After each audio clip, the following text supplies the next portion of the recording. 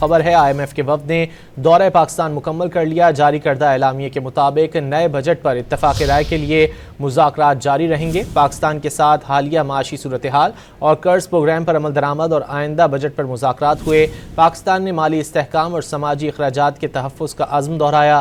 مزید جانیں گے ڈان نیوز کے نمائندے طاہر شیرانی سے۔ طاہر، بتائے گا اعلامیے میں مزید کیا کہا گیا ہے؟ جی، وفد نے پاکستان کا دورہ تو مکمل کر لیا ہے جو 19 مئی کو شروع ہوا تھا، لیکن آئندہ مالی سال کے بجٹ پر جو اتفاق رائے ہے اس کے لیے آنے والے دنوں میں مذاکرات جاری رہیں گے، کیونکہ حکومت نے اعلان کیا کہ 10 جون کو بجٹ پیش کیا جائے گا۔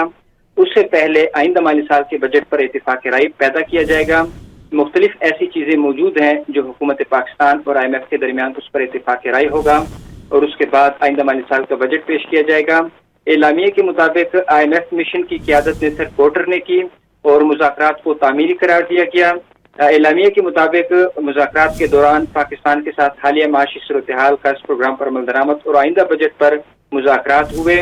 آئندہ مالی سال کے دوران پرائمری سرپلس GDP کے 1.6% پر اتفاق ہوا ہے کہ اس کو اس حد پر لے کر جایا جائے گا۔ ٹیکس نیٹ بڑھانے اور محصولات میں اضافے، اخراجات کو ترجیحی بنیاد پر منظم کرنے پر مذاکرات ہوئے۔ توانائی کے شعبے میں اصلاحات پر بھی تفصیلی مذاکرات کیے گئے۔ اعلامیے کے مطابق بجلی کی پیداوار لاگت کم کرنے پر حکومت پاکستان پر زور دیا گیا۔ پائیدار ترقی اور یکساں کاروباری مواقع کی بہتری کے لیے اصلاحات زیر غور لائیں۔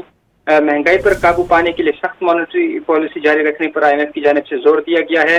مہنگائی کو 5 سے 7% کی سطح پر برقرار رکھنے پر بات چیت ہوئی ہے۔ اعلامیے کے مطابق زر مبادلہ کے ذخائر بڑھانے اور فوریکس مارکیٹ کو فعال رکھنے پر بات چیت ہوئی ہے اور ایکسچینج ریٹ پر میں لچکدار برقرار رکھنے پر اس پر IMF کی جانب سے زور دیا گیا ہے۔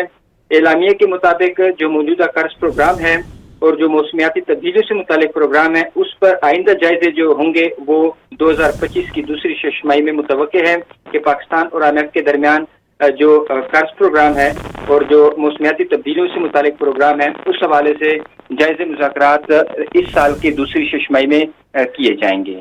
جی، بہت شکریہ طاہر شیرانی ان تفصیلات کے لیے۔